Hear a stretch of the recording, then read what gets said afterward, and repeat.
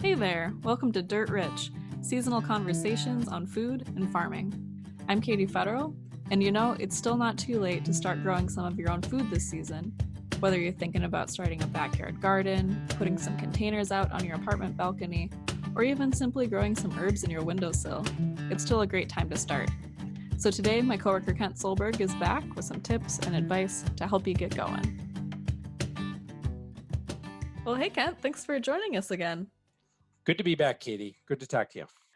One of the last times we recorded with you, we started talking about the importance of growing food for yourself, in any capacity, whether you're on the farm or off the farm. And I was wondering if you could maybe share a bit more about, your top 4 tricks for us, uh, what you want to grow. Yeah, absolutely. I think a lot of people, this is on their minds. Maybe for the last many, many years, you've just bought your food or you've eaten out at a restaurant. And we've been blessed to be able to do that for a long time in this country. But, you know, times are changing. And I think people realize that there's just been an explosion, as we talked about last time, in seed and garden supply sales. So if you haven't thought about it already, I'd encourage you to empower yourself. Think about growing a garden. Think about growing food. To some, that's intimidating. We've talked a little bit about visions of grandma and grandpa out there sweating in the hot sun, hoeing the beans, or sweating in the hot kitchen canning tomatoes. And they don't have the skills to do that. They don't have the equipment to do that. They maybe not feel that they have a yard to do that. Maybe the ordinances and covenants in their neighborhood won't allow them to do that. We hear that a lot. Um, I wouldn't despair. I think there's some options. You don't need a tiller to garden. You don't need a huge yard. There's many things you can grow, and we'll go into some of those here in a minute. But container gardening, wow, what an opportunity! And there's tons of stuff on YouTube, and you don't have to buy the designer planner. Repurpose a bucket. Repurpose an old sack, an old feed sack, or an old you know. This is how they get people started with farming in developing nations. They teach them how to grow potatoes in sacks. There's plenty of information. You don't need to spend a lot of money. Think about landscaping with fruit and nut producing perennials instead of just decorative perennials. No, you're probably not going to get something right away from that, but maybe we need to start thinking, long term. And landscaping, I mean, a lot of these trees produce beautiful blossoms in the spring, very fragrant, very colorful throughout the rest of the year. So, great opportunity. Vertical gardening, many excellent sources online. Garden sill gardening, or a windowsill, excuse me, gardening, or microgreens. You can grow these in an apartment, or in a condo. Just do something to grow something, be a producer instead of just a consumer is huge for empowering yourself. So I've got a few simple garden rules. I'm not a master gardener. I'm not, the top of the line on this, but there's some, excuse me, some basic things that I think we can all use that can be very helpful. I think taking the vision of long straight rows with lots of bare soil in between as being the definition of a garden, just let's just remove that. Okay, there's lots of good Done. informations on how to do that and practice the principles of soil health, which is what we encourage here at SFA. The second is don't grow what you don't like. I'm not a huge fan of eggplant, so we kind of don't do much of that anymore. If you don't like eggplant, don't plant eggplant. If you don't like Brussels sprouts, don't. I like Brussels sprouts. So, but if you don't like Brussels sprouts, don't plant Brussels sprouts. Plant what you like. There's no law saying you have to grow X, Y, and Z just because you're growing a garden. Third, keep it simple and start small. Start with 1 or 2 containers, not 50. You know, start with a 4x4 or a 4x8, garden bed and outside the kitchen and do some veggies on. Um, like so many other times, you need to work your way into this. There's a learning curve to it. And I know the temptation is, oh, I went to the grocery store last week and the food shelf was empty and there was no more toilet paper and hand sanitizer. And oh my goodness. Yeah. Okay. Take a breath, calm down, and, do something that's manageable. And maybe you think you're going to have lots of time this year because of your employment situation and you're not spending 2 hours a day stuck in traffic commuting back and forth. Great, go for it. But you're going to have to put some time into it. And so keep it simple, keep it manageable. Um, Grow a few things well. That's kind of my fourth piece that kind of is a spin-off of the third. Um, and and until you build experience, again, don't overwhelm yourself with dozens and dozens of vegetables. And the fifth is start a compost pile. This doesn't have to be a big expensive thing. You can probably scrounge stuff to keep it sort of, corralled in a corner or whatever, but start a compost pile because that's what's going to be fuel for your big part of fueling your system as you go. And there's some really great information online on how to do that. I'm going to give a shout out to one gardener online who I think's got some pretty amazing stuff. He's in the British Isles. His name is Charles Dowling. A lot of people may be familiar with him, but he works a lot to follow the principles of soil health. Does he specifically state those out there? No, and he takes some deviation from that. But the big thing is you don't need a ton of equipment to do it. He talks about composting. He talks about starting with just literally bare ground out there. So look up some of those resources, check others out on container gardening and get going. Now, I do have my list of top 4 vegetables I would encourage people to grow. And I'll talk about the reasons for these as I go. And again, this is my top 4 list. Doesn't need to be your top. You may not like some of these things, but I'll give you my top 4 and tell you why. Number 1, potatoes, especially russets. Why? Well, part of the reason is, as we've maybe talked about before, is you can grow them in a garbage can or in some other container, and you can grow large amounts in a very small space. Again, excellent information online on how to do this. You can do it in old feed sacks. One of the reasons I like potatoes is how do you store potatoes? Cool, dark place. No pressure canner, no water bath canner, no canning jars, no fancy equipment, cool, dark place. The other thing I like about potatoes, you can save some for seed the next year and keep going. That's huge. Talk about empowering yourself. You don't need it to spend a bunch of energy or a bunch of time preserving these things. It's just how you harvest them and prepare them for storage. And you don't need a lot of outside energy and infrastructure to do this, and you can save seed for next year. The second one, beans, particularly dry beans. And I'm going to go even a step further than that.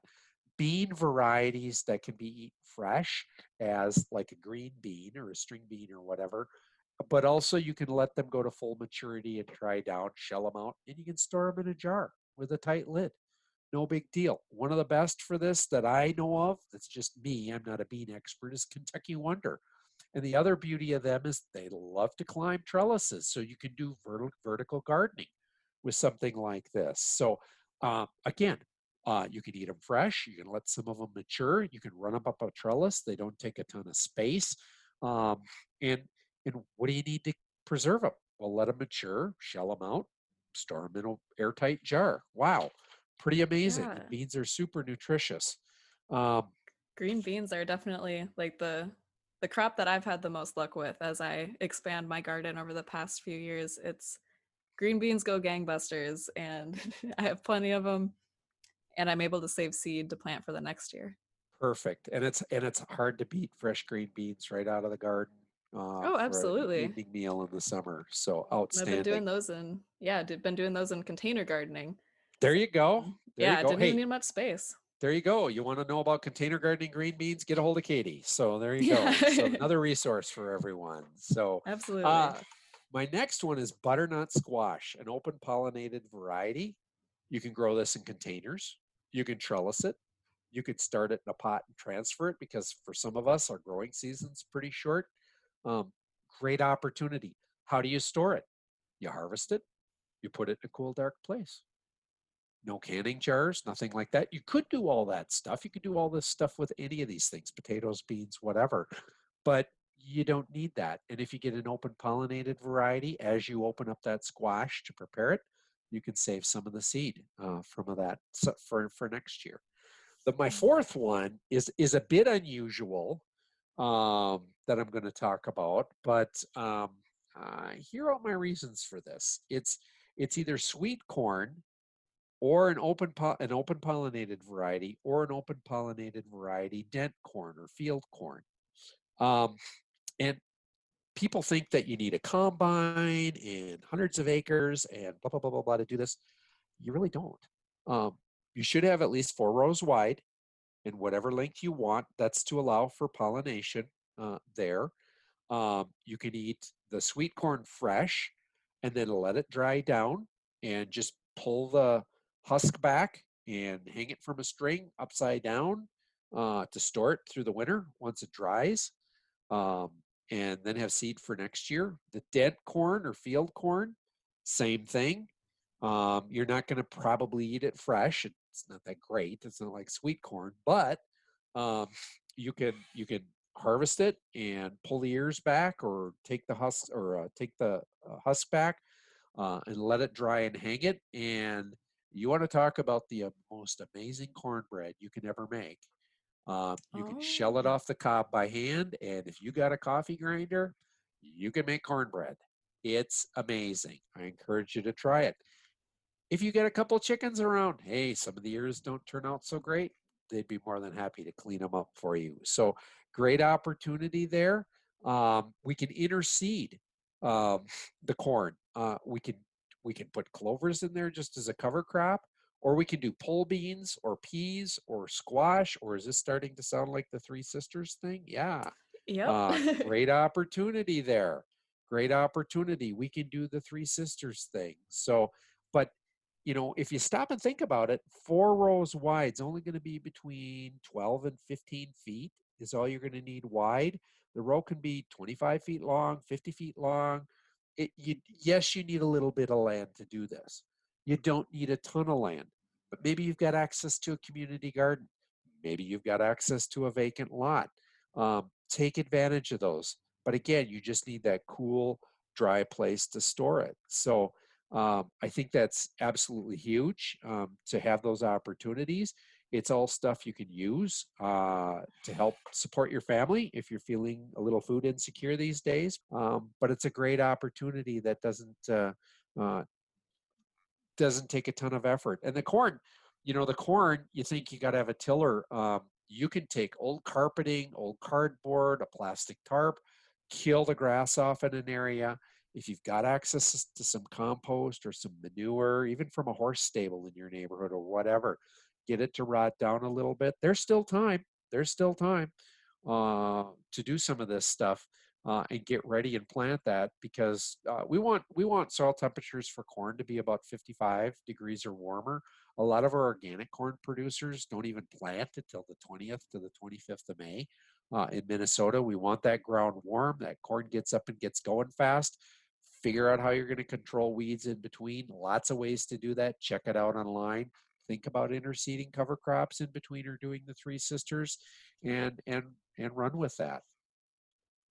Yeah, these are really great ideas and ingredients, I guess, that we would see in a lot of our Midwestern dishes. Potatoes, Mhm, pretty huge staple, mhm. squash, maybe a bit more nutritious staple, and even the corn. I didn't realize that.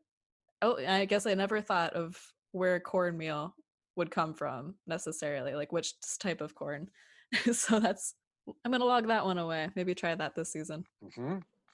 If I were to add one more thing, Katie, I guess I would just say just a small, what a lot of people would call a kitchen garden patch, maybe 4 feet by 4 feet, 4 feet by 8, 4 feet by 12, just outside the back door where it gets some sunlight out Mm. there. And you can do things like, your salad greens, spinach, radishes, maybe a few carrots, maybe a few onions, just little things like that. A chive plant, maybe some herbs.